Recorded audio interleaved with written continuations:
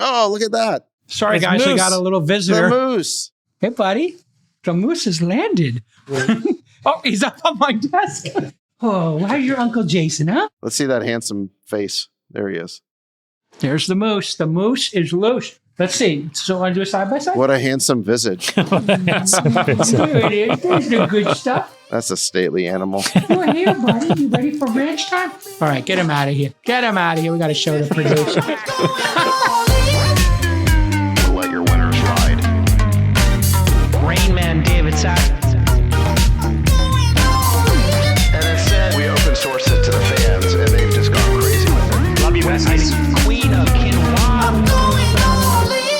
All right, everybody, welcome back to the number one podcast in the world, the All In Podcast. We're back. It's the original crew. You got your classic. And speaking of a classic, Freeburg's been tearing it up.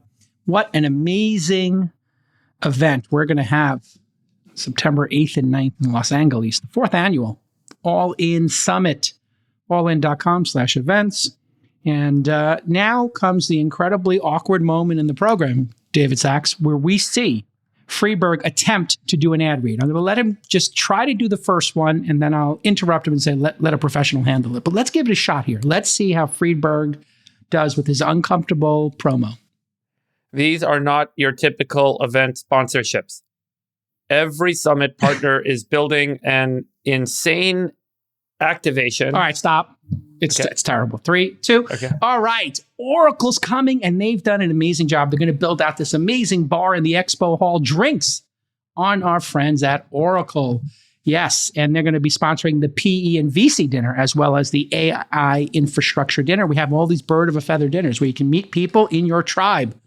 Our friend, Jeremy Allaire at Circle, he's also supporting it. He's building out a huge teched out networking lounge right in the heart of the event. And Circle and BVNK are also partnering to sponsor the stablecoin dinner.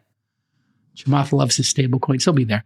And IREN, they operate data centers powered by my favorite, renewable energy.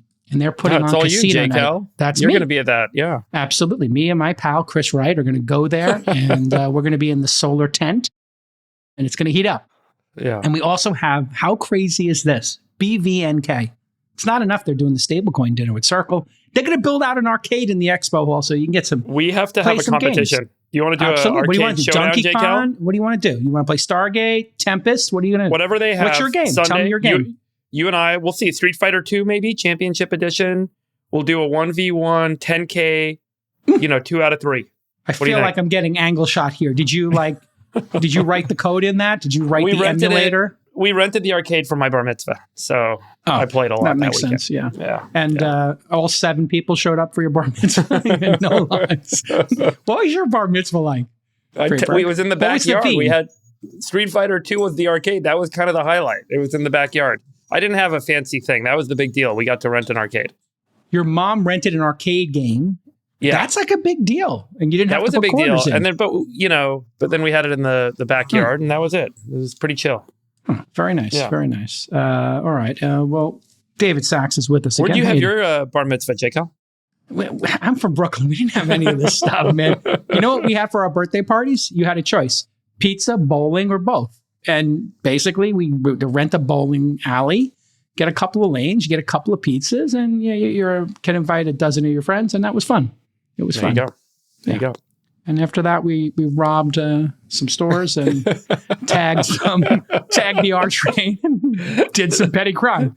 So very basic. Yeah. How about you, Sachs? Did you have a bar mitzvah, Sachs? What was your theme on your bar mitzvah? Was it Reagan?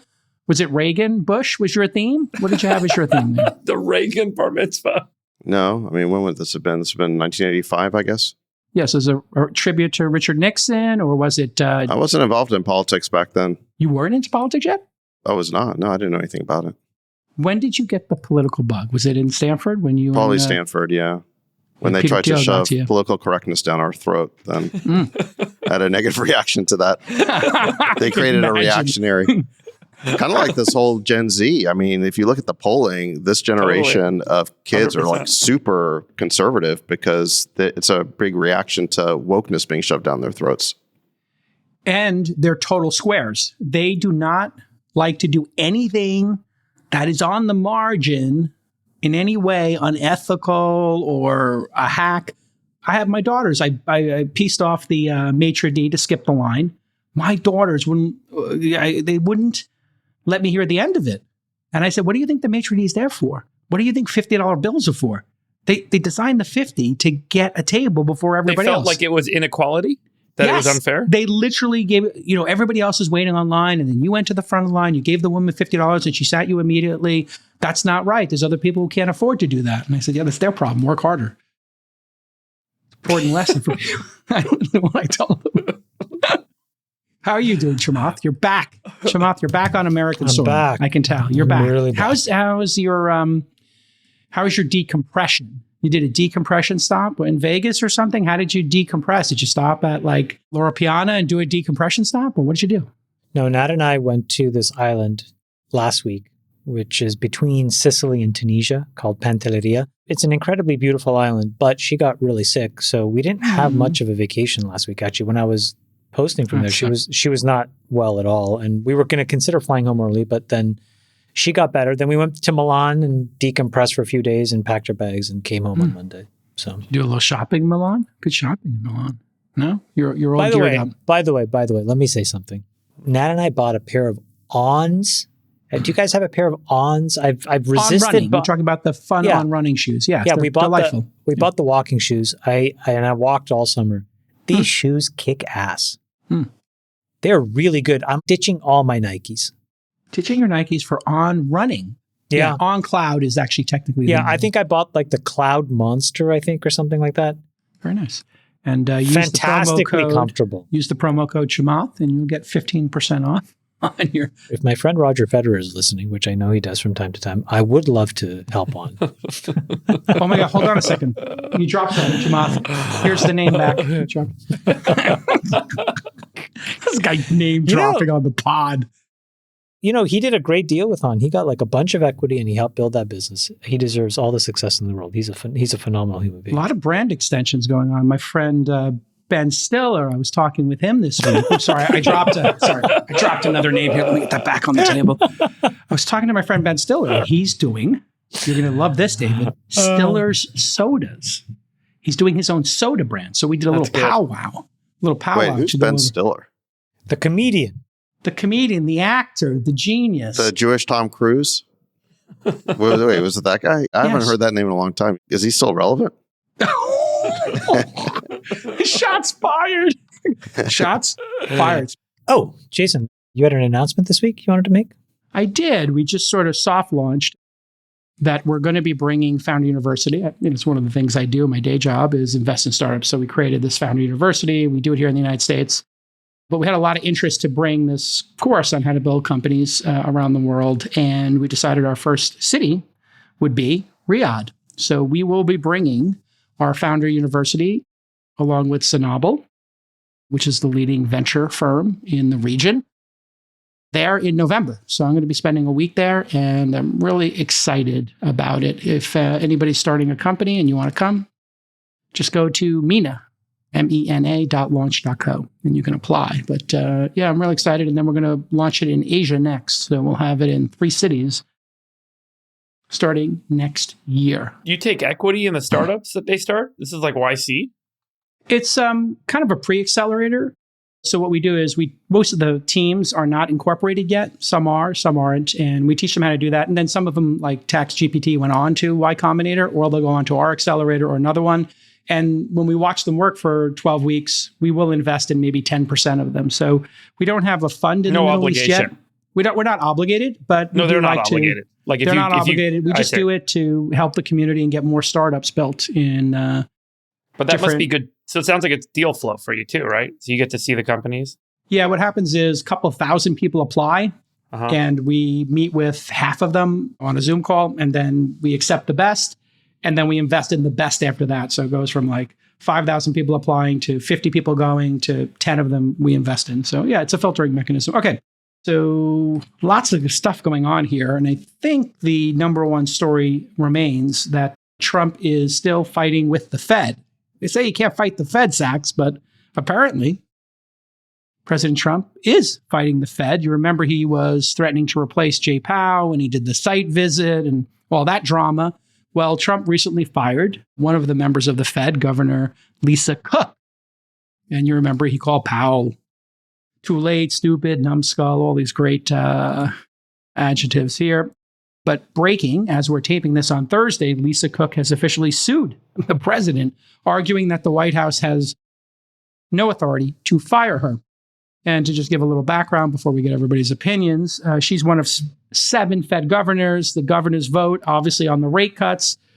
We've talked about here, maybe they were too late to raise rates. Maybe they're too late to cut rates now. Big debate going on. She was nominated by Joe Biden in 2022. And 2 weeks ago, the Federal Housing Finance Agency director accused Cook of mortgage fraud, claiming she had 2 different homes listed as her primary residence. You're obviously only allowed to have one. This is allegedly. And she did this long before she was Fed governor. But they have sent a criminal referral to the DOJ, and Cook has not been charged in any crime yet. So that's important to put out there. And this is all important because Fed governors can only be fired for cause. You need to have cause. And so Trump has asked Cook to resign. She declined. On Monday, he said he was firing Cook for cause for deceitful and potentially criminal conduct. The first time in U.S. history that a president has fired a Fed governor. This has brought up, Chamath, a lot of issues around the independence of the Fed, which it's supposed to be in its best iteration. We can debate that as well. And important note, there is an emergency hearing set for 10 a.m. Friday morning in D.C. So by the time we publish, there might be a decision of whether she can continue serving or not. ABC News reported this will likely go to the Supreme Court. Here's your poly market, folks. Shout out to my guy, Shane. Congratulations on the investment from Donald Trump Jr., also joining the board. There's a 25% chance that Lisa Cook will be out by the end of the year. So it's not huge, but it's not a long shot. Let's stop there. There's more to discuss about the Fed mechanically. Chamath, well, start with you from the market's perspective. The Fed's supposed to be independent. So do you have concerns about it being independent?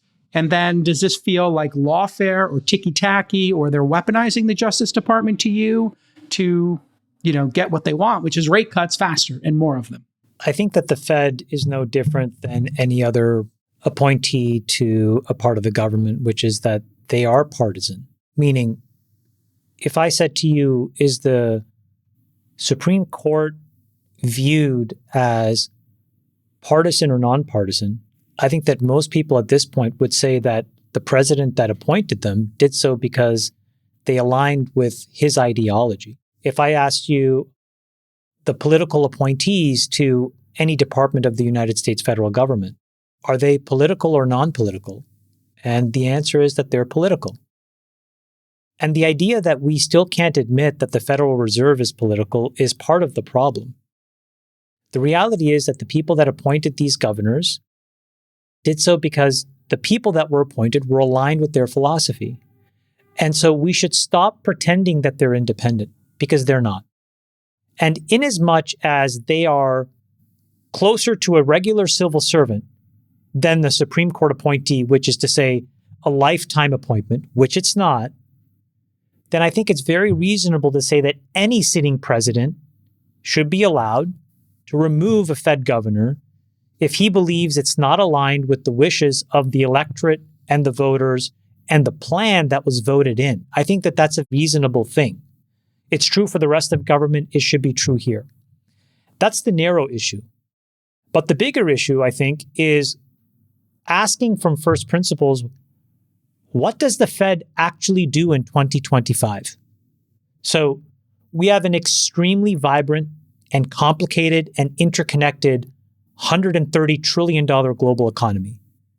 It's moving at the speed of light. The Fed gets together once a month, tries to divine what monetary policy, what the money supply should look like, based on data that is often incorrect. We see that in the BLS data. We see that in the GDP prints. We see it in all of the inputs. And so we've turned over responsibility to a handful of humans using bad inputs. So I think the real question is there are certain parts of what the Fed does that they can continue to do. And I think everybody would probably say it's an okay thing. So just to be very specific here so I get this right, could they be a lender of last resort? Personally, in my opinion, no. I think that Treasury does a better job. I think we saw Treasury do that during GFC. And I think that Treasury has a better mechanism to get the American taxpayer a win than the Fed does. Do they actually create monetary policy and price stability? I would say that the capital markets and the free markets actually do a better job of that. They define much more what the spread is. I think SOFR is a much better rate mechanism than the Fed funds rate at this point. Do they do banking supervision and regulation? Yeah, they probably do a reasonably good job of that. That is probably something that most people would say they could continue to do. Do they do a good job as a payment system and a clearinghouse? Again, probably something that's pretty uncontroversial that they could continue to do. So I guess my point is, Jason, the bigger picture is the two things that are the most dynamic, they are the worst at doing. And so I would actually question whether that responsibility should sit with a handful of humans looking at faulty month-old data. So for example, today, the Commerce Department did something that was pretty exceptional. They said, we're going to start publishing data to the blockchain. All the GDP data is now going into a blockchain. So can you imagine what this starts? I think, and we've talked about this before, I think employment data from all these employment companies and payroll companies should get published this way. GDP data can get published this way. All kinds of economic measures scrubbed for anonymity should get published so that you can have pricing oracles that actually tell you what's happening in real time. And the markets will then react and set rates in real time. Those are the two most sensitive things that I think the Fed does that creates controversy that they shouldn't be doing anymore. Freeberg, I guess the question that Chamath didn't get to there when he zoomed up was, do you have concerns about the independence of the Fed? It's designed to be a very rigorously independent No, I said they're group. not independent. They're partisan. I know that. But the question I had also for you, do you have concerns about, whether it's President AOC in 4 years or 8 years or President Shapiro moving these things around and firing people like this and the weaponization of the government against government workers, as some people are claiming? That was the sort of other Why piece. do you have to use the word weaponization? Like when you appoint somebody to the Commerce Department or to Treasury, is that weaponizing that? No, it's a political appointee. Yeah, no. The concern people have is that this, that the head of FHFA is the one who is researching, her mortgages, and that felt like lawfare to people.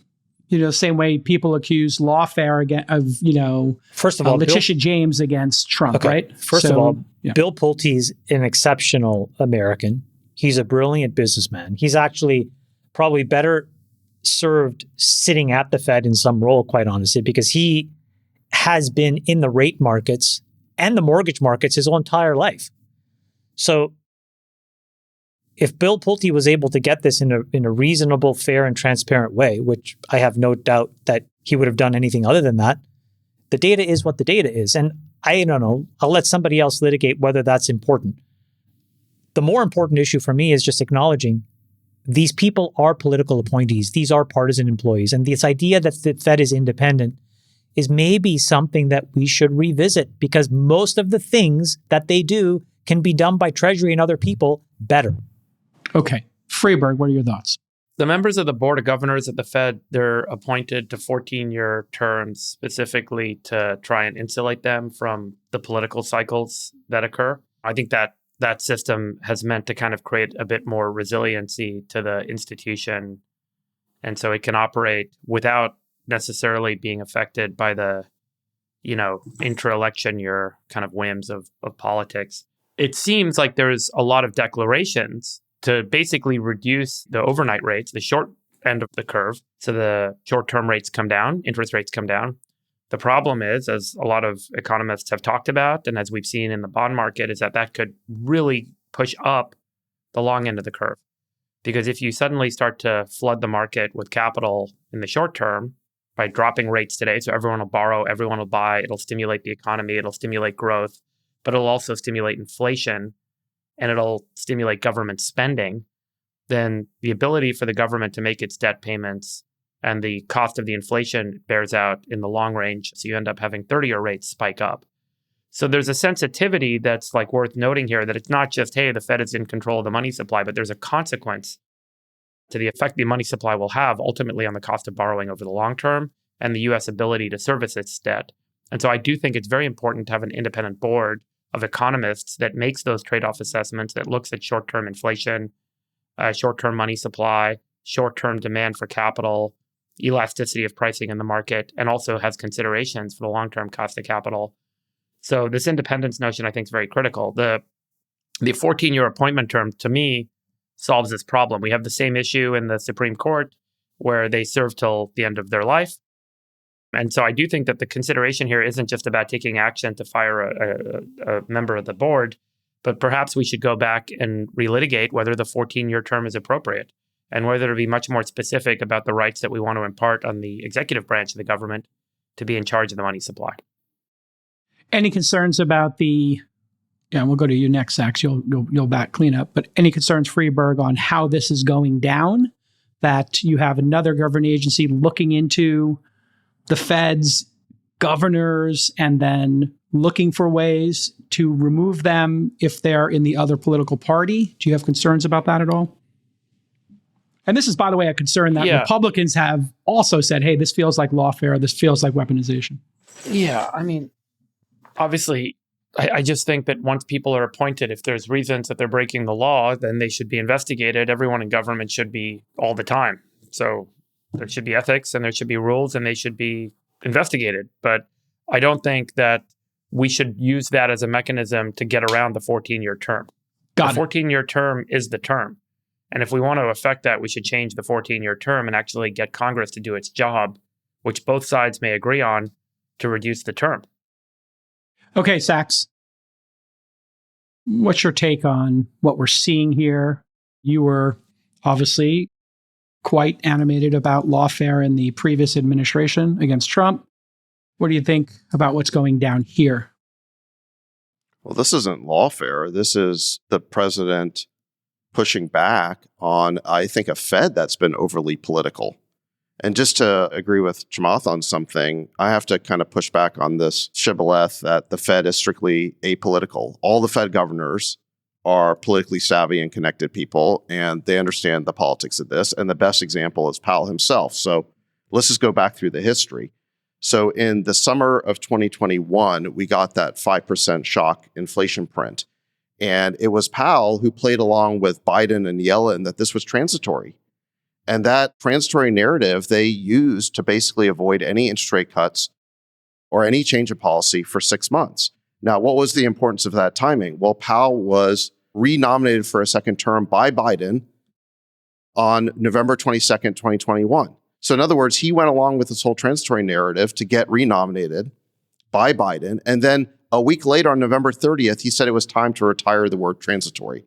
And he then essentially announced that there'd be a policy shift, and then they didn't raise interest rates for another several months. And it was a historic tightening cycle, meaning the shock to the economy was incredible because the rate and the velocity of which he raised rates was unprecedented. So the real question is, had he been truthful going into a nomination process and done it much sooner, would the economy have been better off? And the answer is probably. Yeah, for sure. Because in that second half of 2021, we had a bubble. We had an asset bubble. We saw it in startups. We saw it in real estate. And that bubble was caused not just by artificially low rates, but also by the continued QE buying. I think Stan Druckenmiller has noted that the Fed, I think they bought something like 180 billion of government bonds and added them to the Fed's balance sheet.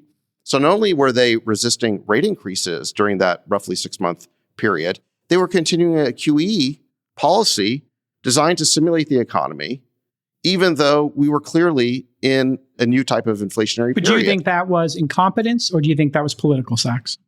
It was obviously political, because think about it. If Powell had stood up and said, no, I think Biden and Yellen are wrong, and this isn't transitory, or even if it might be transitory, it's still a 5% inflation print, we got to raise rates, or at least we got to stop QE. That's what he should have done. But he didn't do that because it would have been contradicting the Biden administration, and it probably would have cost him getting 100%. Renominated for a second 100%. term. So 100%. That was intensely political behavior by Powell, and it's the only reason he's in the job right now. 100%. And it caused an asset bubble in 2021. It caused the 9% inflation that we had the following year, and it caused the crash that we saw in 2022 and 2023. And it's causing what we'll talk about later, all these bankruptcies now.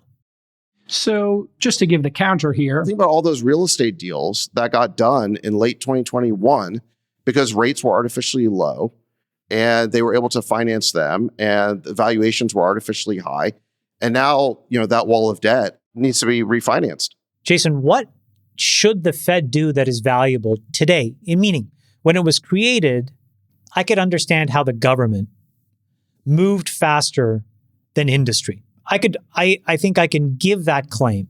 Well, it was about providing liquidity too. But 50, 60, 70 years later, where all of private industry is operating literally at nanosecond scale, using infinite data, using a financial motive to price risk, how is it possible that a handful of humans looking at data that's a month old has any sense of what's really happening? How is it even possible I think it's probably unfair to say they're looking at only data that's 1 year old. And it's also unfair to say that they're a partisan group because if you just look at it statistically. They meet monthly. Yeah, that's true. But I don't think that they take the other 29 days off, obviously. And if you look just statistically, 2 of them are nominated by Trump and 1 was made chairman by Trump. And then 3 were nominated by Biden. There's 1 vacant seat.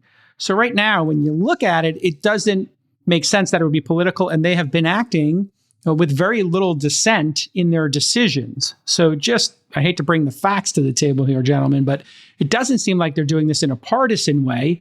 It seems like they're doing it. You could argue maybe they're too slow to react or they're not perfect, but it's certainly not partisan if half... Maybe they don't want to publicly contradict the Fed chairman. By the way, you didn't let me present... Hold on, before you say that, they have dissented. There's been dissent. There's been 1 or 2 people who will dissent and say, I think we should have a rate cut now, and they vote. And Powell, it's not like Powell has like 5 of the votes. They each vote. It's not a God King kind of situation. So just factually and statistically, it's an even balance, unlike, say, the Supreme Court at the moment. And there's 1 seat open, and there might be 2 seats open now. Powell is the leader of the Fed. He needs to get renominated. This is why we had a 6-month delay in stopping QE and not recognizing the fact that we had this big inflation spike. And that lines up perfectly. Look at the timing. He was renominated. But you said it was political. You just glossed over what I just explained, that Trump placed him. Okay, maybe it's just a huge coincidence, J. Cal. But Biden nominates Powell for a second term on November 22nd, 2021. And then on November 30th, Powell finally acknowledges that transitory is wrong. A week later. Okay, you don't think that's a big coincidence? Let me give you another one. I didn't get to present the second part of my argument here, which is that Powell started the rate cutting cycle last fall with a 50 basis point cut right before the election, shortly after Elizabeth Warren sent him a letter demanding a cut.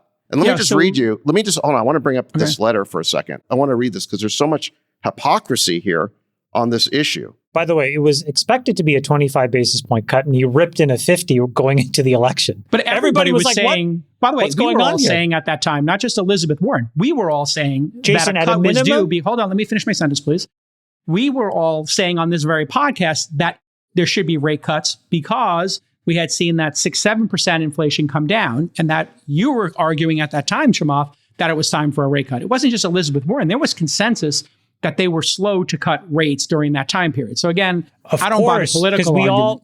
We could all read it and realize what was happening to the economy, which was like, okay, it's time to find a glide path. But meaning a glide path means 25, wait, 25, not 50, then 0. Okay. That's not a plan. This is from Elizabeth Warren to Powell on September 16th, 2024. So a few months before the election. She says that we're writing to urge the Fed to cut the Fed funds rate. And she says, for months, we've been calling on you to cut the Fed funds rate. And it says, in fact, it may be too late. Your delays have threatened the economy and left the Fed behind the curve. Inflation has fallen to 2.5%, well below the mid-22 peak of 7%. And then, goes on to basically say that employment numbers adjust slowly, so the Fed should front load rate cuts to avoid sliding towards a potential crisis. So the bottom line here is that Elizabeth Warren was saying that Powell needed to cut dramatically when inflation was at 2.5%. Now, Elizabeth Warren is saying that Powell needs to stand up to Trump and not cut rates. So you can see the hypocrisy here. You've got Democrats like Elizabeth Warren were browbeating Powell to cut rates before the election. He apparently gave in to that pressure, cut rates 50 basis points. And then once Trump won instead of Kamala, then he stopped the rate cutting cycle. Just a little correction there. It wasn't, you keep saying that Powell makes his decision. He is but one vote. When they had that September 50 basis point cut, which we were all a little bit shocked by, people thought it was going to be 25. So it was double. There was one dissenting vote from one of Trump's appointees. So basically the Trump appointees were opposed to it. One was, the other two weren't. And you'll remember that at the last, I think it was July, two people voted out of step with Powell. So they do have dissent there sometimes. So this idea that it's just nakedly political just doesn't add up. He's putting together the majorities. You're cherry picking the Elizabeth Warren because Elizabeth Warren is but one person. You just think all these things are coincidences. This argument that it was political just can't be true if there's other Republicans on there who also voted for it. Well, they're establishment Republicans. Okay, sure. And they don't like Trump. I know. Well, okay. I know there's some conflict within both parties, actually. So he does a 50 basis point cut a few months before the election, which can only help the incumbent administration, Kamala. That didn't work. And then when Trump gets elected, he pauses the rate cutting cycle. That is factually true. Well, what is also factually true is that inflation started to tick up a bit. Additionally, that what the Fed said, not just Powell, the entire Fed said, we don't know the impact of Trump's tariff policy. And since they didn't understand that, and it was unprecedented as well, and we all admit it was unprecedented, and we all admit that it was kind of shocking, which is why the stock market took a nosedive when he started, making really like intense tariff demands. They said, hey, when the tariff stuff, when the data comes in for tariffs, which came in May, June, and they were good. When that tariff data came in, I'll push back on that. They said, That's we not are true. going to work towards a cut in September. So we're talking about a 5-month period here. Hold on a second. You're saying something really important. Okay, I just want to pause on this. Okay. You talked about this, and what you said was the markets reacted and they went down. You're absolutely right. But you know what they did? They also repriced that risk well before the Fed got back together. It was within a few weeks that the market had completely repriced what was happening with tariffs. This is why I'm telling you that we are better off imparting the rate setting mechanism to the free market. Because when you have places like Commerce and Treasury increasingly publish all this real-time data into a blockchain, you can have pricing oracles, Jason, that make these decisions in real time and reprice this, just like the stock market does every day. When you say oracle, explain to the audience what you mean by that. You mean an AI would tell us what the rate should be? No, every bank will have oracles that divine what they believe the risk-free rate would be. Then what happens is when you have a treasury auction, in an auction, you submit a bid. And when people submit bids, what happens is you converge on a market clearing rate. That happens independent of the Fed. And so what I'm saying is that if you actually inspect the ability to finance the United States government, the two critical things that happen can be done and are done well today by Treasury plus the free market. So you want to abolish the Fed? No. For this purpose? For setting the rates? Listen to me. They have 4 major responsibilities. I think that if you revisit what's happening, you can find 2 of those responsibilities that probably they can continue to do with a lot of usefulness. But it is clear that the free market does a much better job of setting the actual rate. It's called SOFR. We all use it. We use Fed funds as a guide, but Fed funds isn't even specific anymore. It's now a range. They don't give a specific rate. They give a range because they don't know. And it's okay to not know, but we should just acknowledge that that's where we are today, which is we have precise data in the free markets, imprecise data in a group of people. So there are 12 people that vote in these meetings. 7 are the Fed governors that we've talked about, and then 5 are the Fed bank presidents who also get votes. And it's very simply the majority wins. And there's a vacant slot now, so there's 11 votes now. We've all been in large board meetings, and we all know that the dynamics of these meetings, there's a leader. That person's either the CEO and chairman or just the chairman of the board. And they're the ones who lead the discussion. and they put together the majorities and they set the agenda, and it takes a revolt by the rest of the group to basically stop their decisions. So you're trying to diffuse accountability for Powell's decisions here when he's the leader of the Fed and he ultimately has responsibility for their decisions. And by the way, I don't think you'd be seeking to diffuse accountability that way if Powell had made a bunch of good decisions, right? Why would you be trying to diffuse that accountability if his decisions were right? I don't have a horse in this race. I don't have zero horse in this race. Clearly you're trying to defend the Fed here. I'm just trying to correct the facts. There are 11 people. He's the leader of the institution. He's the one. But he gets one vote. He gets one vote. And just in the last... He's putting together the majorities. Just again, I hate to bring facts to the discussion, but there were 2 dissenting votes. Bowman and Waller, they preferred a 25% rate cut in July. So there is dissent in this organization. They're going to cut 25, obviously, in September. Some of them wanted to do it in July. And then in August, they said, yeah, it's time to do it. And so that's why the market popped, and Poly Market is showing that's going to happen in September. So we're talking about a 60-day period. Let me just you want to have the last word? Go ahead, Sachs. You get the last word. Look, here's the bottom line is I think Trump is right to be frustrated. Powell has been intensely political. He went along with the transitory narrative on inflation to get renominated for 6 months. That created a horrible misallocation of capital. And then a few months before the election, he went along with a 50 basis point rate cut. There was no outrage about Elizabeth Warren jawboning him then, like there is now about Trump. And then he stopped the rate cutting cycle when Trump won. When Elizabeth Warren said that, we actually said she shouldn't be doing that. So, that wasn't like Elizabeth Warren speaks for the country. She's totally irrelevant, Sachs. We all know she's irrelevant. I don't think she's irrelevant. And we all agreed that they were behind in the rate cuts. We all agreed she's behind the rate cuts. Okay, let's go to the next story. Okay, we're not going to agree on this one, and there's going to be a rate cut in September, so it's all good. The U.S. government just took a 10% stake in Intel. Last Friday, Trump announced that the U.S. government would acquire 10% of the chip maker. As we all know, there was this CHIPS Act to try to onshore chip manufacturing. There's a lot of chip companies that are U.S., but they don't actually make the chips here in the United States. Most of the chips in the world are made in Taiwan, obviously, by TSMC. And so these grants were created. 9 billion of them were grants. There were also tens of billions in loans. And that was the CHIPS Act. We talked about it here many times 2 years ago. These grants have been allocated. They were not paid out. So Trump and Lutnick came in and said, hey, instead of giving this money for free, we would like to get something for it. And they are going to get non-voting shares. There's no golden share like in China where you get board representation and you can kind of control the board. This will be passive, no board seats, no governance rights. Lutnick was very clear about that on CNBC. This all happened 3 weeks after Trump called Intel's CEO, or called for Intel's CEO to resign over his ties to China. President Trump said, quote, "The CEO of Intel is highly conflicted and must resign immediately. There is no other solution to this problem," but they found a solution, which was to take 10% of the company. Let's stop there. This has been pretty controversial, I think, Chamath, in terms of people wondering if this is going to become a playbook. Do you have any concerns with swapping the grant to getting equity?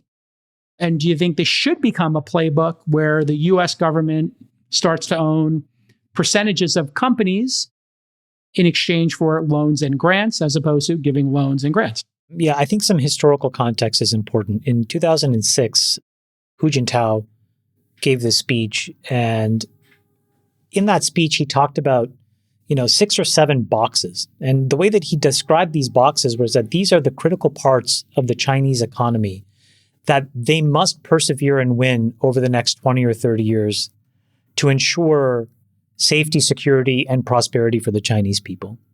And in those boxes were things like semiconductors, were things like rare earths, were things like pharmaceutical APIs.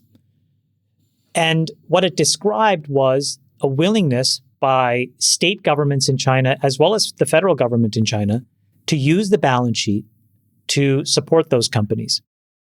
Incrementally, Jason, as you said correctly, they would also ask for a golden vote. In return, what did they do? I can talk to you about rare earths as one very specific example through my involvement with MP and now with Intellis. The Chinese have an extremely sophisticated, market-driven approach to how they help when they are on the cap table. They'll price shape, they'll price dump, they will change the spot markets, they'll perturb the ability for other people to compete.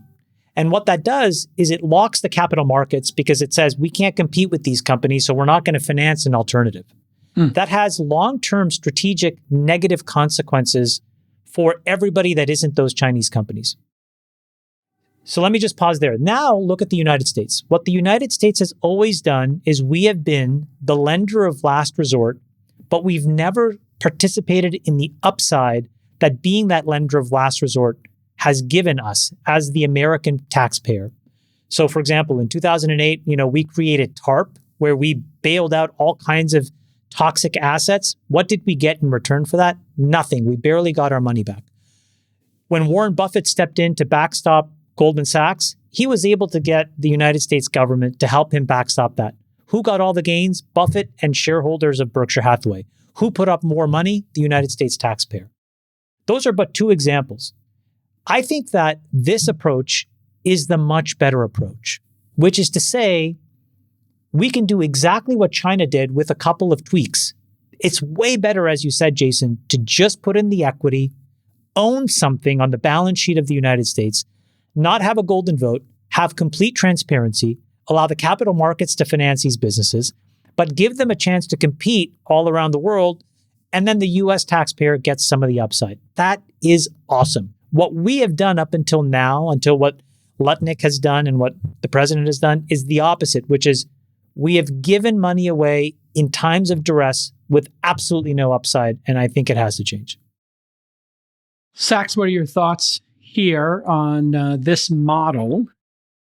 It is something to think about when it comes to, as Chamath correctly points out, China will subsidize their champions. It's happening right now with BYD, the car company. Allegedly, all these car companies are dumping cars all around the world, and supposedly they're being underwritten by the Chinese government explicitly to do this, to take away American, German, European auto manufacturers' ability to compete. So what are your thoughts on this? Do you want to see it continue, or do you think this is kind of a one-off specialized situation? Well, I agree with Chamath that if you're going to give large amounts of money to chip manufacturers, it's better to get equity for that than for it to be a freebie. And I think there's two reasons for it. One is it's a better deal for taxpayers. We might be able to recoup the money and even make a return on it. But the other is the incentive for companies, right? We don't really want our companies going to the federal government to try and get bailed out. And at least if they have to give up equity or warrants, things like that, there's a cost to it. We would rather that these companies get financed privately. But that didn't happen here. Intel received something like, over $8 billion under the CHIPS Act because we let the free market do its thing, and it resulted in chip manufacturing being offshored. And it all ended up on the island of Taiwan.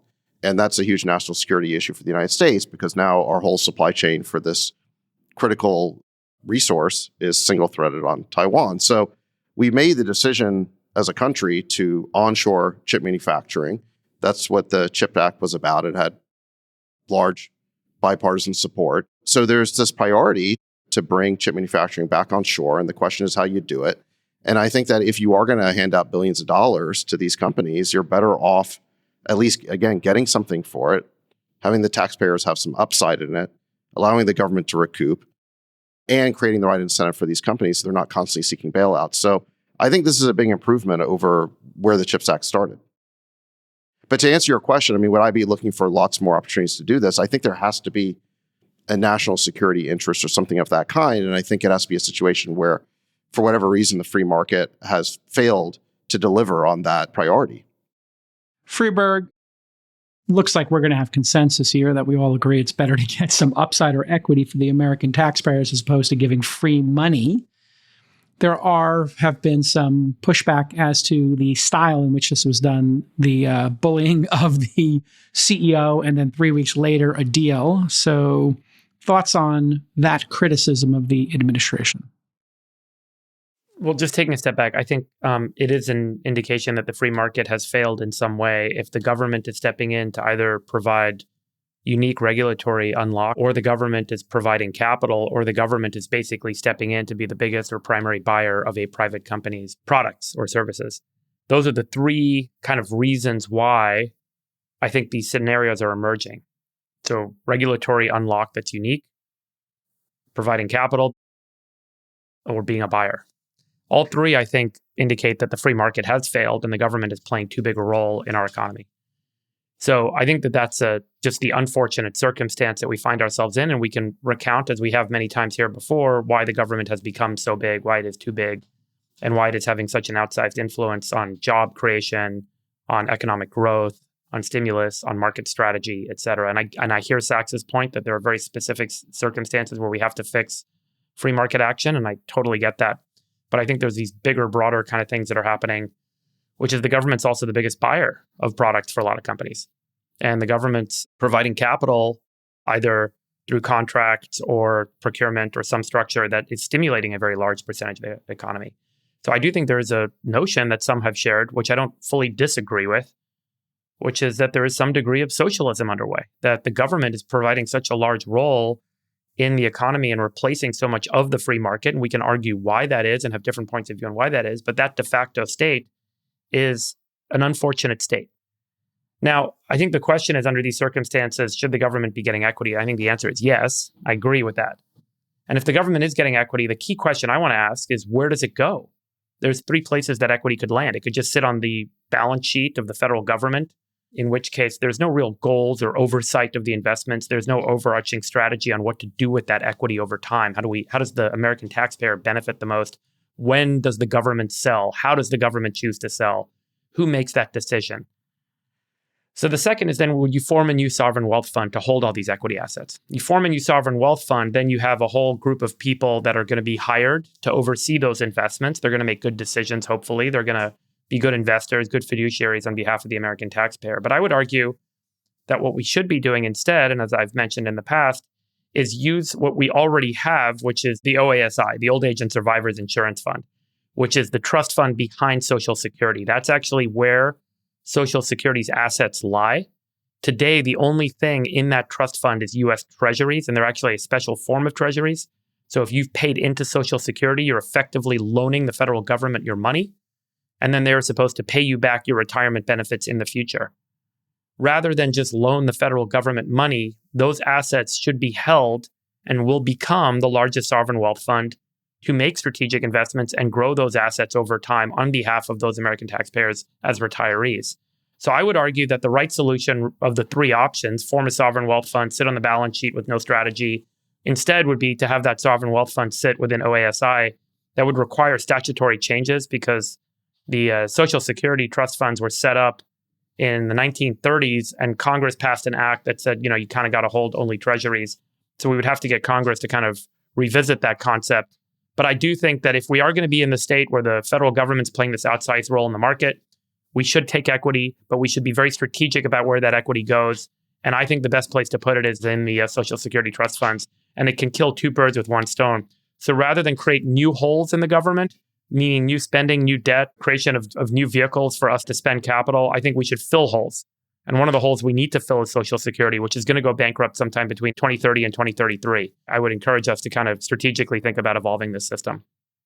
I think it's a major moment, by the way, because as I've mentioned in the past, in addition to setting up an equity vehicle based on these deals, the Social Security Trust Fund could also be buying public equities on behalf of the retirees, which would have a significant compounding effect for them. J.K., what do you think? So I love the substance of it. We talked about it actually back in the day here. There were a series of loans that Obama set up for Tesla, Solyndra, and Fisker. A bunch of those companies blew out, didn't pay back their loans. Elon paid back his ahead of time. But the government had no upside. With interest. With interest, of course, yes. And imagine if they just owned but warrants for 1% of Tesla or something. It could have been incredible. And I'm sure Tesla would have still taken that deal. It wouldn't have been crazy. The thing I don't like about this is the bullying of the CEO of Intel. This is giving a lot of, this is a lot of my challenge with President Trump, is sometimes the style in which he does something detracts from the actual substance of it. The substance of this is great, but we are now getting into a situation where it feels like a narco-capitalism. Like, this is crazy that the president goes and bullies the CEO of a company and then says they're going to be deported and then settles a deal like this. The optics look terrible. And it would have just been much better to say, instead of giving you a grant, we'd like the option to have equity. What would you prefer? And then have a decent negotiation where you don't have to threaten to kick the guy out of the country. Do you think maybe that happened, J. Cal, and it just wasn't public? And this was, like a lot of things, a public negotiating strategy? Yeah, I mean, I think probably that is what Trump does. He beats somebody up and then says they're incredible. I just think it detracts from the substance and the good work when you do those techniques, because it's now very easy for... Yeah. Do you think we should have a sovereign wealth fund? Not when we're in debt. The president addressed what happened. Tom Cotton, senator, wrote a letter attacking Intel and questioning the CEO, Lee Bhutan's past. And the president posted a truth in response to that, but he hadn't met Lee Bhu before. And so the CEO of Intel went in there, got an audience, and told his side of the story, which was that, yes, he invested in China, but when everybody was doing it, it wasn't controversial at the time. And I think he hasn't been involved in China for like 6 years or something like that. Right. So he cleared up the situation, and that's how the conversation happened. But look, fire, aim, ready is like the thing I don't like about when Trump does these things. So yes, well, I think the American people like when Trump gets results. And me too. You gotta break some eggs to make an omelet. And the question is he getting good results? And I think the American people are happier getting something in exchange for billions 100%. Of dollars as opposed to just being handed out. Also, can I say something, exactly Jason, my point. To your just point? wish he would do it in a more thoughtful way, but maybe it wouldn't work. Jason, it would have worked. Absolutely would have worked. Yeah. You mentioned that you don't think that there should be a sovereign wealth fund until we're out of debt. I didn't finish my thought on that. So that's an interesting question. If we had a sovereign wealth fund and we're $37 trillion in debt, I'm with Lutnick's position that like maybe we pay down that debt and then we can think about that. But sovereign wealth funds usually come from some natural resource, Norway's, UAE, Saudis. We don't have some natural resource that is throwing off all this money. So I don't know how we get one. I'll take the other side. I think that we should start a sovereign wealth fund right now. And who should fund it? Well, the great news is that these Trump tariff deals come with huge amounts of capital that these other countries have committed to spending inside the United States. For example, there is $600 billion now that Japan has to spend inside the United States. There's $300 billion that Korea has to spend. There's another several hundred billion that Europe has to spend. If you add that all up, we've exceeded $1 trillion of inbound capital on the investment side. And in those things, we get 90% of the upside, if you remember. So I think that a lot of that capital should be the seed capital for a sovereign wealth fund. You're right, Jason, that we can then choose to direct some of those gains to things like debt reduction. Freeberger's right, we could direct some of those gains to fund Social Security. I think we should set that up right now, and it can be additive. So for example, there's the $1 trillion that these countries are investing in the US, 90-10 carry, it's unbelievable. All of that should go into a balance sheet that the American taxpayer can benefit from, number one. Two, when we do these programs like we did with MP and we've done with Intel, they're really smart. We need it anyways for strategic reasons, but now we get the back-end participation of the equity. That should go into a sovereign wealth fund. All these things make a ton of sense, I think. Yeah, More of them is what I would say. The concern I have is anytime we create a new income stream at the federal government or we have some sort of growing asset that you mark up on the book, someone tends to invest ahead of the curve on that.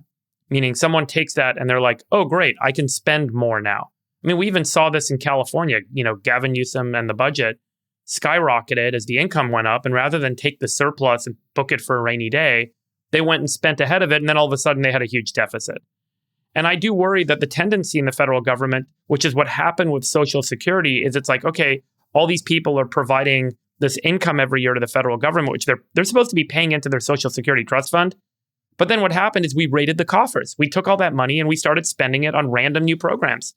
And the problem is by giving the government more assets, by giving the government more income, we set ourselves up for a circumstance where the federal government, the Congress says, great, we got more money to spend. Let's do X, Y, and Z program. And let's do this great. Let's build a high-speed train. Let's do this. These are all good for American people.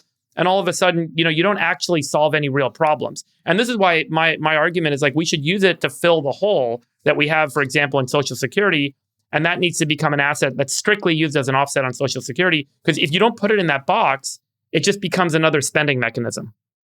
I don't like the sound of taking people's Social Security savings or the money that's earmarked for Social Security and having the government act as a venture capitalist and start investing willy-nilly, trying to get us out of this hole. I mean, I don't think that's going to go very well. But what I think makes sense is that maybe it's just it's an offset, Sachs. I mean, maybe it's just, it's just incremental. Where it goes liquid, it can be used to pay down the Social Security Treasury obligations, is my point. Yeah, look, I think we should be selective about this. I think it makes sense in situations where the government was going to do a bailout anyway, because there's a national security priority or some other kind of priority that the government's determined we have to do. You want to get equity for it. It doesn't make sense to, give.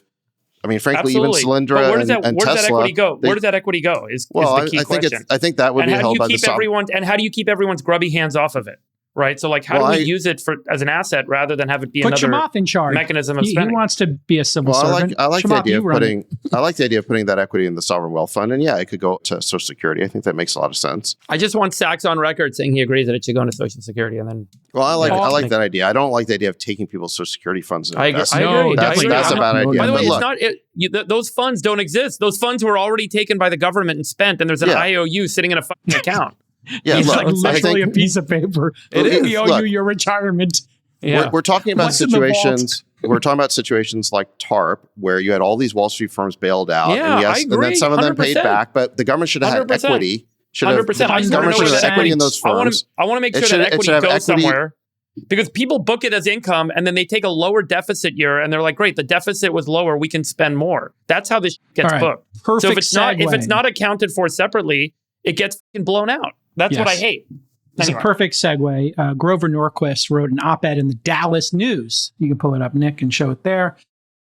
About the discussion we had here on the podcast a month ago. I had talked about this. He has his taxpayer protection pledge that Republicans made back in the 80s, where people signed on to agree not to increase taxes. Well, we had talked here, and I had proposed something similar for spending, because we all have concerns about the debt. And he pointed out that this is very difficult to do, but he had a really interesting piece of information that I hadn't heard. In Colorado, a Democrat state, they have limited the size of the budget to be based upon the population and inflation.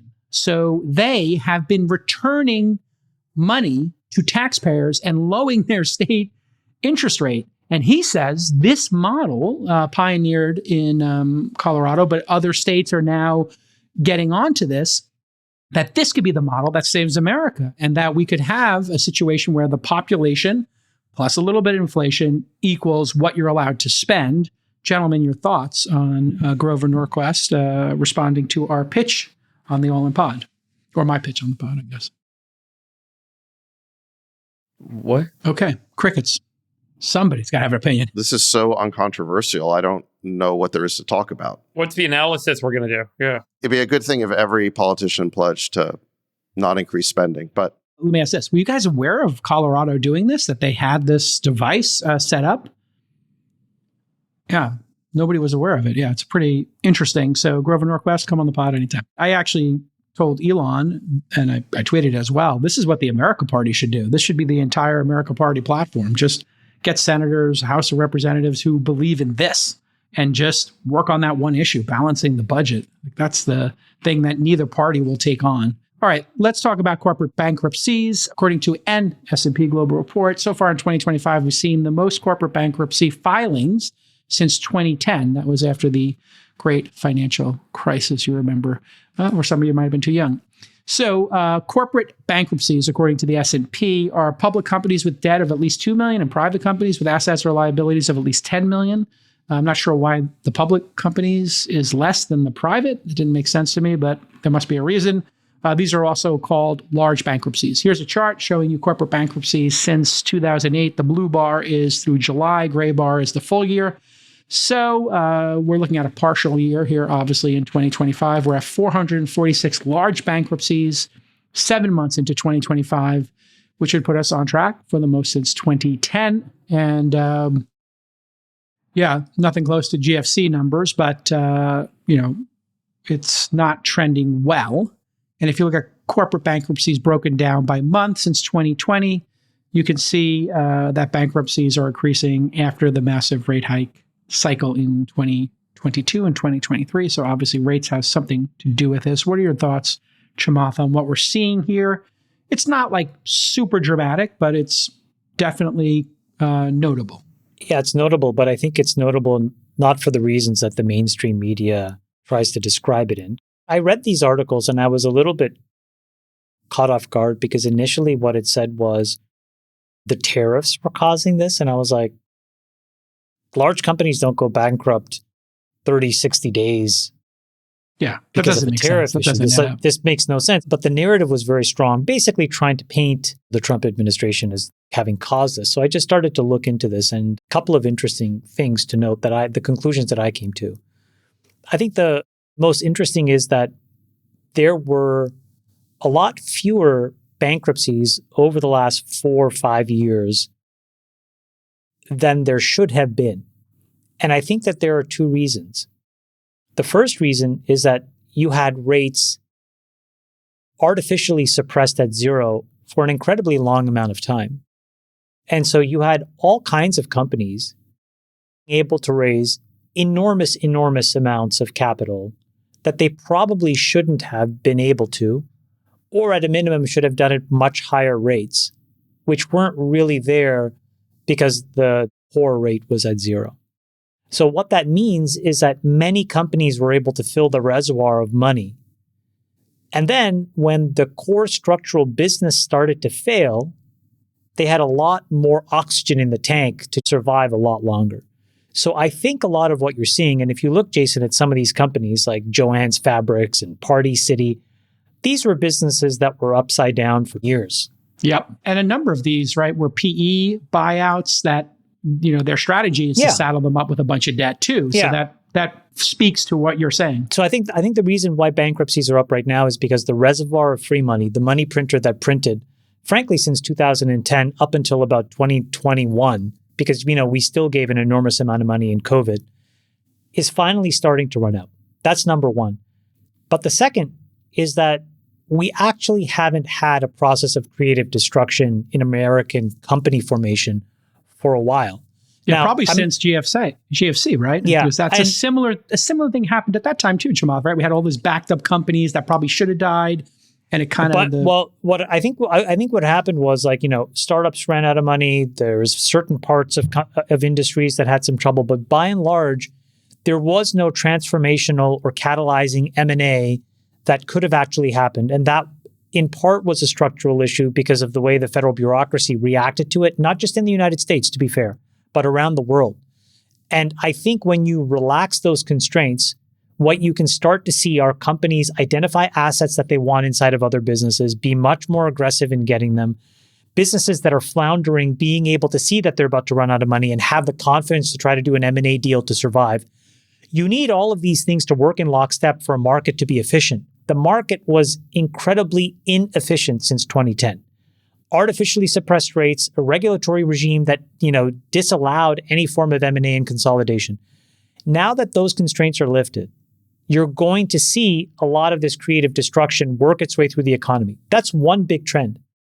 The other big trend, and I think we saw this in, Nick, can you please find the tweet from Delian, where he talked about the Chipotle competitor that TK launched? I just want to point to this because I think this is another wave of competition that's going to put a bunch of categories of business under duress, which is, our friend Travis Kalanick, who's the founder of City. What is it called? City Logistics? Is that what it's called? Yeah, Cloud Kitchens is how it's Cloud Kitchens. Yeah. Okay. He launched a Chipotle competitor, and it's apparently totally kick-ass and way better than Chipotle. And it just starts to show that there's a wave of competition that's also coming from completely different companies you never would have expected going after a bunch of these businesses. So if you put these two things together, I think you're going to see more, not less bankruptcies. But I think the outcome is probably positive in that you clean out a bunch of businesses that were taking up time and resources. You should allocate a lot of the human capital that are in those companies to different businesses, and I think we'll be better off. Man, it's a long list of companies, but I just want to know which one hit you harder, Forever 21 or Hooters? Which one of those bankruptcies hit harder for you? We're trying to game it out here. I think that we should buy By the way, Hooters. I mean, we should buy Hooters, Chamath. And then we should have if you have Sydney a Sweeney teenage as daughter, our CEO. If you have a teenage daughter, what I'll tell you is Forever 21 was shit. That was going to go to zero anyways. Like, you need to belong Brandy Melville. You need to belong, oh God, what is this other one that's like the clothes are Aloe? so... Like No, Yoga Pants, Aloe? Hold I on, see let the me ask kids Matt. wear a lot of those. They're into the athletic wear. Mother, what's the name of that clothing store Viore? where where Sloan like always wants the the skirts and stuff? Not Brandy Melville, but the other one. Oh,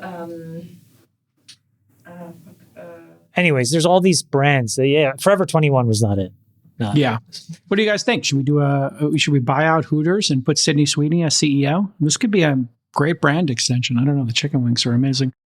Sachs, any thoughts here on the creative destruction and what we're seeing? Obviously, it can't have to do with tariffs because they're only 3 months old, and it seems largely the companies. Well, every company them. you've mentioned, company you've mentioned is a retail business. They have physical locations that people have to go to do stuff or get stuff. And I think that this there was on-demand also, you had delivery, 23andMe, you had WAG. You had I think. But I think It Chamath's seems like got the it right. retail channel I think getting fleshed out makes sense given the age of Amazon and Shein and Target. Yeah. Well, the retail channel, like others, is highly levered because in order to have a retail store, you have to pay a monthly fee to the physical real estate owner. And so it's unlike other businesses that are services or are more nimble and can relocate. It's the equivalent of having debt. When you sign a lease, you're stuck in a 10-year debt cycle. You have to pay every month a fixed amount of money and you can't get out of it. So the retailers make a lot of sense. They were basically levered businesses in addition to all of the kind of macro trends of people not going to physical locations and COVID. But I think Chamath has it right, which is this is all kind of ZERP era, indigestion that's being washed out. And to the point, like some percentage of overfunded, negative unit economic type businesses are also getting cleaned up in the kind of call it tech space, which involves typically a lot of companies that are not tech, but math does tech. So that definitely makes sense to me. Sachs, any insights here? Well, just to pick up on this. So, when you showed those charts on the bankruptcies, I didn't see a huge trend there. I mean, I can see that there's some pickup since the ZERP era, but it doesn't look like a huge trend to me. We just had a 3.3% GDP print for Q2. I think but that was restated, right? That's what happened today is they restated it. Well, no, there was an estimate. Remember the Atlanta Fed had this 3.3% estimate, then they reduced it to 3.0, but now the actual number is in 3.3%. So the economy seems pretty hot and it's doing well. But I would say that there is some softness in the economy in those sectors that are exposed to high interest rates. And the best example of this is real estate. I remember on this program a year and a half ago, we talked about the wall of debt on commercial real estate that was coming due and had to be refinanced. And there's $2.2 trillion of debt, CRE debt, that's maturing before 2028. And what we talked about back then was the banks don't really want to foreclose on these buildings because then it hits their balance sheet. So everyone has a incentive to restructure this debt. And there were a lot of these blend and extend type deals where they would extend the debt and work out a lower interest rate. Some people call these deals pretend and extend because you're pretending that the real estate sponsor still has equity in these buildings and they might have been wiped out. Have these started to come back? Yeah. What I'm seeing is that some real estate developers are starting to lose buildings now. The reason for that is that the debt is coming due and it has to be refinanced. And there's two problems when you refinance. One is you're paying a higher interest rate. So now you take a building that was cash flowing, and now at that higher interest rate, it might have negative cash flow. In other words, it's basically bankrupt. So those buildings don't make sense anymore. And those are situations where you're going to lose the building to the bank. The other problem is when you refinance, you might not be able to get the loan to value that you had before because valuations have also come down because real estate valuations are inverse to interest rates, right? So in other words, if, let's say you had a building that was worth $100 million before at ZERP era interest rates, you could borrow 2/3 of that, so call it $66 million. Now, if the building's only worth, $60 million, then you can only borrow $40 million. So the amount of proceeds you can get when you refinance is much lower. And that gap has to be replaced with something. So in that situation, the equity holders would have to come in and do an equity in refinancing where they've got to put up that gap. And the example I gave, that gap would be $26 million. So the equity holders have to come out of pocket, which is very difficult to do. And they might not want to do it. And in that case, Sachs, you're also going to lose the building. Sachs, I have a question. Nick, can you show this image? Sachs, how does this trend build on top of that other trend, which is on top of everything else now? It just seems like the real estate financing flows are moving far away from typical office construction towards data centers. So if you add that to the mix, then people seeking funding for traditional office are going to find, or refinancing, are going to find fewer lenders. Is that true or not true? Well, yeah, I think there has been a little bit of a credit crunch, but also there's no reason to really be building so much office space when there's so many buildings that are underwater or vacant. Yeah, like a third of the real estate in San Francisco is basically vacant. Still. So why would you build any more real estate?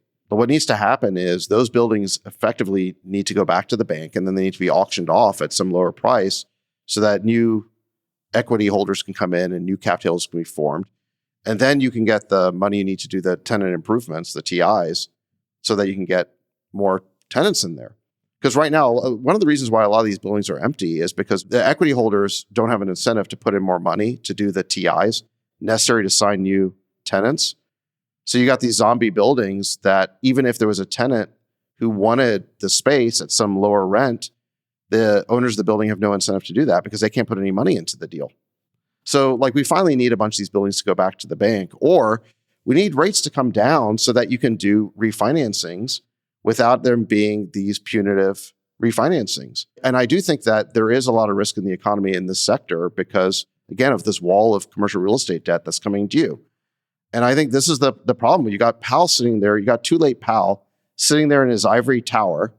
He's willing to keep rates artificially low so he can get renominated and he can help Biden and Yellen. He's willing to cut rates to help Kamala. But as soon as Trump gets in there, he stops the rate cutting cycle, even though inflation's down to 2.0%. So you got this too late Powell and the rest of his Fed cronies. JCal wants to make it sound like they have some dissenting voice. It's nonsense. In any event, they're all collectively sitting there in their ivory tower, completely out of touch with what's happening in the economy, and they're being slow to cut rates. And I do think that at least sectors like real estate do need these cuts. Freeberg, tell us about Yamanaka factors. Yeah. How long can I make this bulldog last? Can I make him last 40 years? That's what I got left. Well, in mice, they're using these Yamanaka factors to make the mice age the equivalent of like 250 years now. It's really incredible. And there are human clinical trials starting. So the Yamanaka factors, you guys will recall, are the 4 proteins that were identified that basically can turn any cell back into a stem cell. And, we'll call those 4 proteins O, S, K, and M. When these 4 proteins are applied to a cell, it basically starts to trigger a bunch of gene expression that then turns that cell back into a stem cell. And so that cell becomes youthful again, and you can then turn it into any other cell. Later, there was research done where they took those 4 Yamanaka factors and they applied a low dose of them to a cell. And rather than have the cell turn all the way back into a stem cell, that cell effectively became young again. It started to repair and heal itself, repair its DNA, repair its gene expression networks, and the cell returned back to its original state. So the equivalent to think about this in a body is now you've got skin that loses its wrinkles, eye cells that start to see better, brain that starts to work better, muscles that start to work better. And so that is rejuvenation. And so the search has been on how do we turn this incredible discovery of using these 4 proteins into therapeutics that we can then apply and humans can take that rejuvenate cells, reverse aging, and create youthfulness, which has been done, by the way, in mice. And then the mice end up living for the equivalent of hundreds of years. And there's incredible phenotype, meaning physical characteristics that you can see. So this week it was announced, amazingly, by OpenAI that they developed a model that they call GPT-4B micro. So what they did is they took the GPT-4 model and they reduced it down so that they just had typical good general knowledge, language capabilities, and so on. And then they added on a bunch of training data. And the training data that they added on was mostly protein sequences and some biological text data. And then they also said tokenized 3D structure data. So that is describing a 3D structure with words or with some sort of textual form. And so this was kind of a really interesting data set that they then built into the model. And then they use this to say, okay, what else can we do with the O, S, K, and M to make those proteins more effective? So remember, a protein is a series of amino acids. That O protein that I mentioned is 360 amino acids long. There's 20 different amino acids. So that if you were to change just one of those amino acids and perturb them a little bit, you have 20 to the 360th power. That's how many changes you could make to just that O protein to try and perturb it. That's more than there are atoms in the universe. So this is a very numerically difficult problem to tackle if you're going to try and make more efficient proteins. So the goal was how do you make a new protein by changing the amino acid sequence? And so they asked that question of this trained LLM, and they got a bunch of results back. And remember, each amino acid, by the way, is encoded by 3 letters of DNA. So you can easily make new proteins by creating DNA, sticking it in a bacteria or yeast, and it'll make the protein you want it to make. And so you can run all these different DNA sequences, try them out, and see what happens with that protein. So that's exactly what they did. They did it in partnership with a group called Retro Biosciences. They had the LLM, or the 4B micro model, come up with all these ideas on how O, S, K, and M could become more effective. And why do they want to make them more effective? Well, today, less than 0.1% of the cells that you apply those proteins to actually convert, actually go through the rejuvenation. So we have a long way to go to discover new proteins or getting these proteins to be more efficient. So rather than doing 3D modeling and all the other stuff that other people might be doing, this LLM basically predicted a bunch of proteins and said, here's the amino acid sequence and here's the DNA you need to make those proteins. RetroBio made them. They tested them, and then they got these incredible results. They actually got these new proteins to be 50 times more effective than the O, S, K, and M proteins in basically rejuvenation or cellular reset. Within 7 days, they got more than 30% of the cells to show the markers. And by day 12, 85% of them expressed critical stem cell markers. So this really showed that these new proteins that this model came up with worked. The results really are amazing. But I think a couple things to take away from this. Number one, we have a really incredible path we're on to reversing aging using proteins. We have identified so many new proteins just with this experiment. There are multiple other companies like Altos and others that are investing heavily in this area. We're going to develop therapeutics around these proteins, and they're going to have an incredible ability to reset our cells, make them young again, fix all the DNA damage, fix all the gene expression damage that causes aging. The functional driver of aging is that gene expression networks are messed up in our cells, and it turns out that this sort of therapy can reset that. So that's number one. It's we should be very optimistic about the path we're on in reversing aging. Number two is it's incredible what these LLMs can do.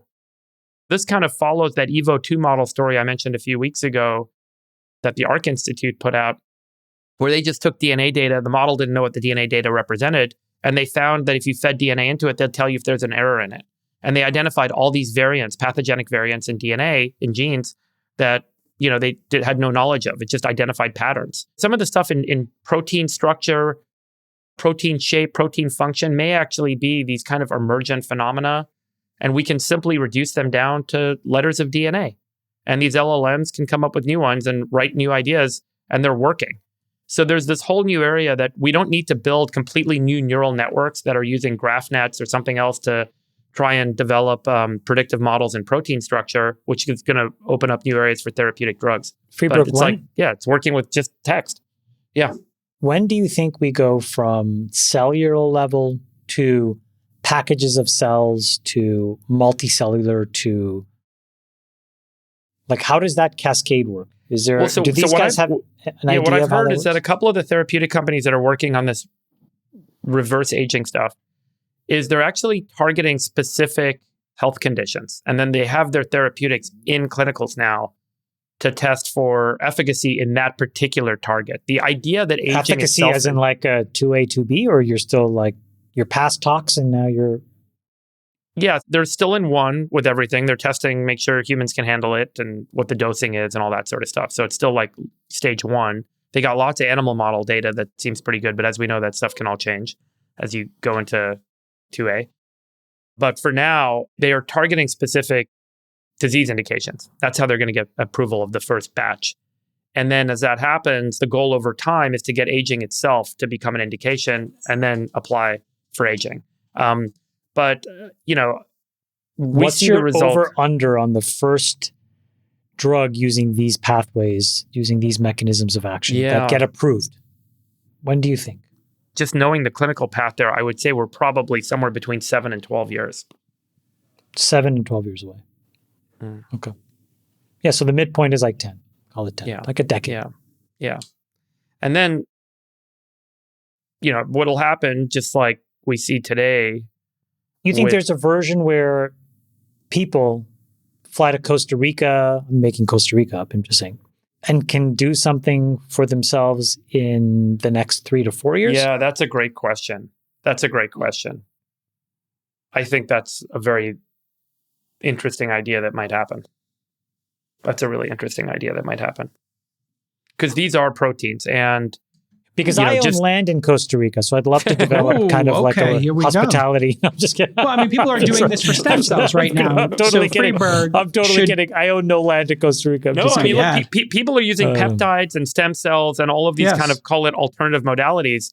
But, the risk with these historically. Well, we could partner with Jay Chang and open something in Wyoming. Is it Wyoming? Well, right. But when you get overdosed on the early version of these proteins, and they gave too much to someone or to an animal, when you have your cells reverse all the way back to being a stem cell, it starts dividing and growing like crazy. And that looks like cancer, and you can't stop it. It doesn't know how to differentiate back into senescent cells.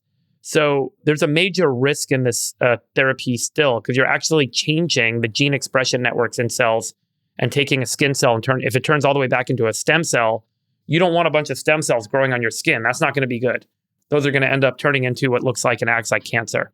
And so there's a real path that needs to be explored here on how do you mediate that and how do you modulate that. I thought this was both incredible from a breakthrough perspective for this cellular rejuvenation work, but also on like what you can do with LLMs.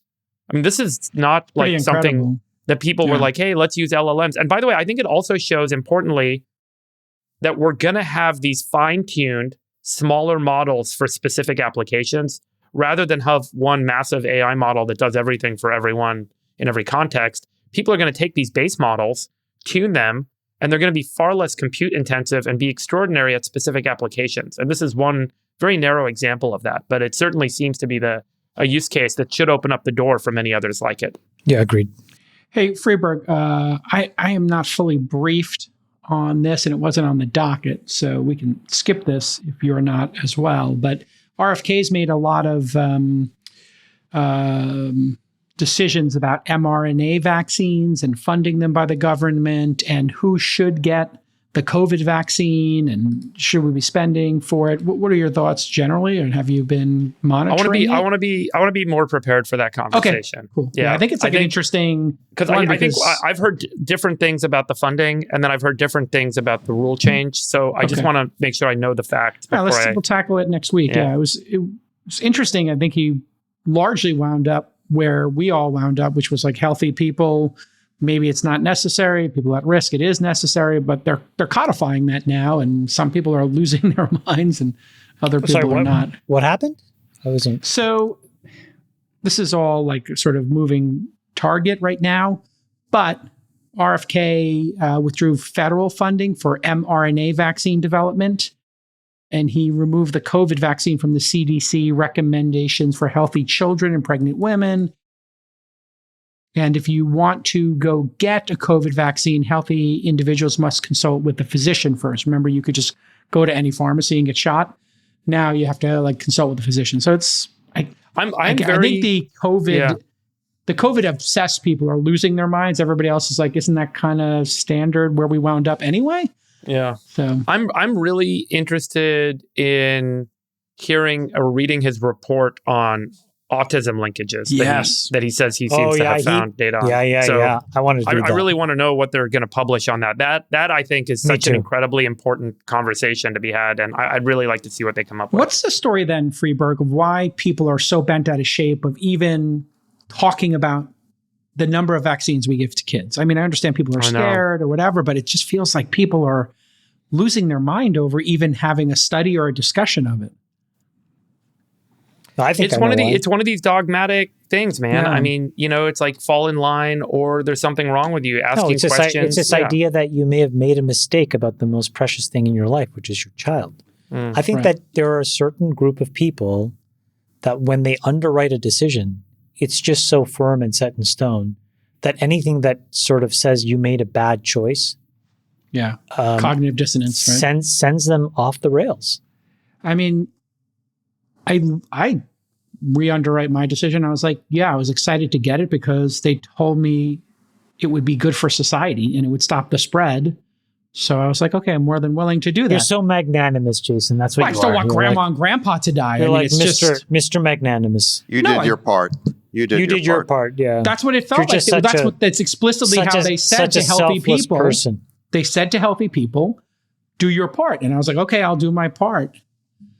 You're like the Muhammad Yunus of I mean, I'm not saying vaccines. I'm Gandhi over here of vaccines. You should be nominated for a Nobel. I mean, maybe I should be nominated for getting the vaccine. Yeah, you're taking medical advice from Stephen Colbert, and then you wonder why you regret your decision. From the CDC, I thought that they could be trusted. Oh, okay. I thought they would tell us the truth. Sorry, I didn't get the memo that these guys were all in cahoots. Here's a little with the pharma companies, and they were lying. Here's about a news the origin. flash for you, Jason. If your underwriting process is going to LinkedIn and looking at somebody's educational credentials, you're an idiot. Yeah, I would agree with that. Yeah, I would agree with that. Yeah. All right, well, everybody. JCal, if you've come to this realization about the CDC, why can't you come to it about the Fed? In other words, these are hyper-partisan actors who are very political, and they don't know what they're doing. Totally. They're not like this high cast of priests who are making these decisions. I'm all for questioning everything. I'm for questioning. I question everything, of course. I was just pointing out. Nick, make a grok. Make a grok. Oh my God! Here we go. Smoke bubbling out of a cauldron. No, here we are, folks. Okay. I think the rate should be the same. Hold on. What a joke. I mean, what is Uber trading at? Is it over $88? Okay, fine. Let it rip. Let's go for the full 75 bips. Let's go. Free money for everybody. I'm in. Let it rip. All right, everybody. Too late, pal. He'll cut for Biden. He'll cut for Yellen. He'll cut for Kamala. He will not cut for Trump. All right. There's the party position. Okay. Even though we have 2.0% PCE. JCal, what's your favorite? What's your favorite government agency? I'm in favor of less government. I could take that seriously. Nick, pull this image up. Do I have a favorite agency? Maybe it's look, the secret camera from the Fed. Here's your Fed meeting. The scrolls. Isn't it hilarious, Jamal? None of us are part of any clubs. You two knuckleheads had to start your own club. I am the part of a club. You had to start one. I'm a founding member of executive branch. There you go. You had to start your own. I have locker number 27 at Shadow Creek in Las Vegas. Oh. 4 lockers down from my hero, Michael Jordan. Oh, really? Which is right next to Phil Hellmuth, actually. Phil Hellmuth is... he does not have a locker there. No, Phil Hellmuth shares Michael Jordan's with him. It's like it says MJ and PH. They share their locker. They both have their shoes in the same locker. All right, shout out to our guy, Phil Hellmuth. I'm also a member of Zero Bond in New York and Little Beach House in Malibu. Oh, look at you. Look at you. But it's called the Groucho Marx rule. We don't want to be members of any club that would have us as a member. Absolutely. Can I say one club that I went to by accident, I was invited, never been invited again, was the Lynx Club in New York. But here's the hack at the Lynx Club, which I think is incredible. They have bought so much wine over so many years that the menu shows the price of the wine when they bought it. Oh, so I saw $1.75. No, dude, there was like a 82. Well, dude, Lafitte, that's like that. What's that 86 place? Lynch Bage, and it was $120. Yeah, that's like Deutsche's club in New York. It's Deutsche's club. That place, it's incredible. But what a thoughtful I went there hack with for a member, and we tried to buy all the wine because we're like, what the? They sell it. They'll sell it to you at that these price. Prices it's insane. Make no sense. And then they wouldn't let us buy it because we weren't members. But isn't it an incredible benefit? Remember that it's the price you buy it at. They keep it at that. That's Why awesome. don't we start an all-in club? The all-in club. Ooh. Maybe I'll get my membership approved. I don't know. Where would I've been waiting. I mean, I don't know what club all four of us would want to be in. I'll be honest with you. I don't know. I mean, if it was a poker table, I think we're done. A poker table, some cigars. We have that club. It's in my house. Well, no, but I mean, imagine we had one like in 5 major cities and you could go and play backgammon or smoke a stogie. All right, everybody. This has been love you, boys. Absolutely amazing, fun episode of the All In Podcast, your favorite podcast, the number one podcast in the world. But while you're at it, why don't you tell your knucklehead friends who haven't heard of the pod, all 3 that are left that haven't heard of this subscribe. Pod, and tell them to link and subscribe and whatever. Go to allin.com, put your email in. Maybe you get invited to a party. See you at the summit, everybody. It's going to be super exciting. Sachs came over the top at the last minute and added 3 spectacular speakers that I'm not going to say, but Sachs came through in the final minute. He added 3 amazing speakers, surprise speakers, coming at you. Bye-bye. Love you, boys. Bye-bye. We'll let your winners ride. Rain Man David Sachs. And instead, we open source it to the fans, and they've just gone crazy with it. Love you, Besties. Queen of Quinoa.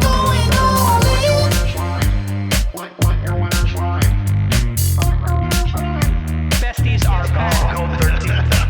That is my dog taking a notice in your driveway.